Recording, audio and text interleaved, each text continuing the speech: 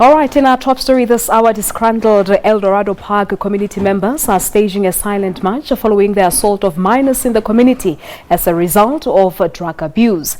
The members of the community say there's been no change in the neighborhood following government's promises to help fight crime and drug abuse in the area. For more now on the story, let us now cross live to our SABC News reporter Nosipho Mncube, who is in Eldorado Park. Nosipho, good afternoon to you. Thank you so much for coming through. So we see a number of people standing behind you here. Explain to us the silent march. What form has it taken?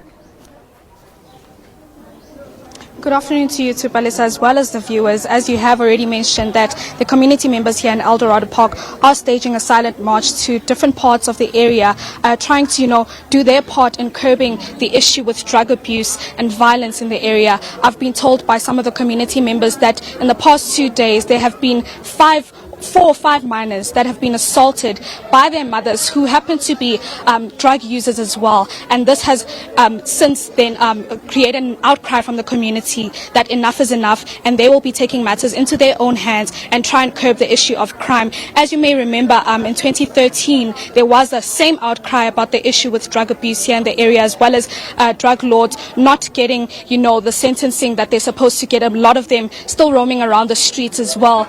You may remember that there were some mothers who wrote a letter to the former president, Jacob Zuma, to say they need assistance in the area with the issues they are currently facing. Eldorado Park is hugely known for the issue with drug abuse as well as crime, and this is something that they feel as though should not be synonymous with, the area here. But just to get a sense of what is happening here today, we are at one of the alleged drug lords' house here, who happens to be allegedly supplying the drugs. The community members did come here to confront him and issue him with a notice to say that they want him out of their community as soon as possible. So I'm just going to ask my colleague Gabi to just turn around and show you what has happened here at the back. What has basically happened is that they have found some marijuana or dacha plants here that they have just removed, just to show that they are quite fed up with what is happening. When we did arrive here, we did see as well some gentlemen that were sitting in the room here and smoking, and they did issue them with that notice to say they want them out. Community members are aware of some of the houses where these drug lords or alleged drug lords are currently residing, and so they plan for the rest of this afternoon to march to each of these homes and issue them with notices telling them they want them out of the community. Behind me, I don't know if you can see that now, behind me is a coffin. And it's a baby's coffin here.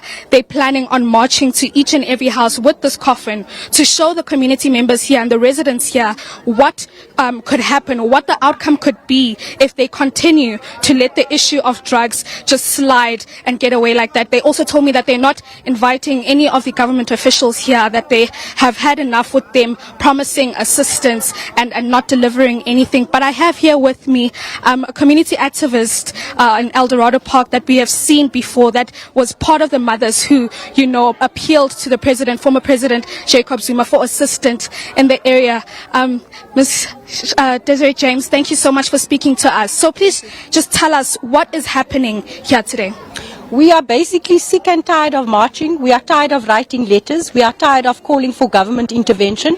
On Monday, it is Wednesday today. Between Monday and today, we've had 5 cases of children being abused by their mothers. We have a 9-month-old baby sitting with blue eyes. We have a 1-month-old baby that has been burnt by her mother. We have a 3-month-old baby that has also been assaulted. We have a 7-year-old boy that's sitting with a blue eye. This morning, we had a granny there that's been locked up for 3 days, an 83-year-old granny. Her son has already dug her hole in the back of the yard, and we're supposed to sit and wait for the headlines to read 5 babies died in Eldorado Park before we act. That cannot be. We have to act because we, as the citizens of and the residents of Eldorado Park, has it within us to change the narrative of this community. So where we're going today, we are peaceful. We're not burning. We're not breaking down. All we are saying, we're serving you with letters and we are saying, get out. We don't want to see you. We are saying, get out. It's either you're going to get out today or we're going to come out here and we're going to move you out because you are violating our rights. Speak to me about the current condition of these babies that you earlier spoke to me about. Where are they now? What help have you received with regard to ensuring that they are placed in safer homes? We basically had to had to almost baby Department of Social Development and drag them to Eldorado Park to act.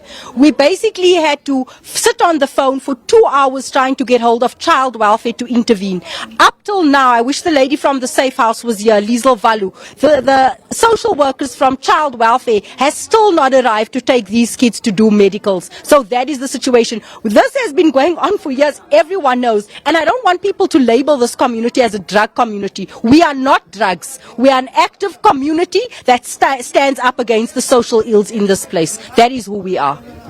Please speak to me about the plans in terms of contingency and ensuring that you're all safe. Do you even, care about your safety at this point? How important is it for you to approach and confront these alleged drug lords and tell them that they need to get out? We are at risk, whether we act or whether we sit back. We are at risk every day. Every day stepping out of your house in Eldorado Park, you are at risk of getting a gunshot. You are at risk of being stabbed. You are at risk of being hijacked. It's the norm. So today there's no fear for us because we're used to this life already. Whether they come for us and let them dare try to come for any one of these people that is standing here, then you will see another side of us. You also told me about government officials and that you don't want to see them here. Please elaborate on that.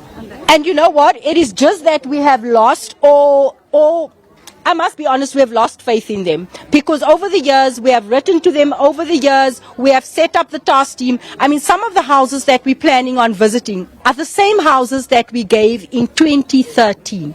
So if 7 years later, they haven't proven that, they can actually do crime intelligence and do long-term interventions, nothing has been done. You look at Cape Town. The army is in Cape Town and there's nothing happening. So who's there to write to? Who's there to call upon?